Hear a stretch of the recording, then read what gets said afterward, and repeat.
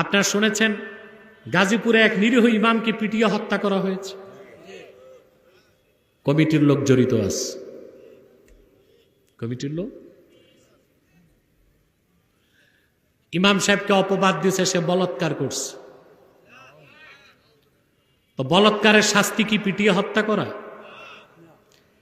Extra judicial killing, বিচার বহির্ভূত হত্যাকে ইসলাম সমর্থন করে না।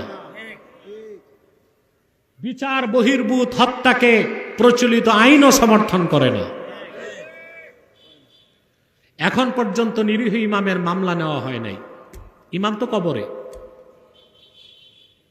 কারা হত্যা করলো রইসুদ্দিনকে? কেন তাদের গ্রেফতার করা হচ্ছে না?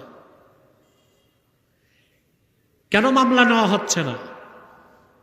বাংলাদেশে ইমাম সাহেবদের মূল্য নাই। আমি এই ময়দান থেকে সরকারকে বলছি, ইমামকে যারা পিটিয়ে হত্যা করেছে জড়িত প্রত্যেককে গ্রেফতার করে আইনের আওতায় আনতে হবে, নতুবা তার চড়া মূল্য গভর্নমেন্টকে দিতে হবে। ইমামের দোষ দিলেই হলো বলাৎকার করছে, সাক্ষী লাগবে না? কথা বলেন, লাগবে না সাক্ষী? জনগণ আইন হাতে তুললো কেমন করে? মেনে নিলাম বলাৎকার করছে। ইমাম আজম আবু হানিফার মতে ফাইল মাফউল লাতি, সমকামীকে ইমাম আজমের মতে হত্যা করা যাবে না, তাজির করতে হবে।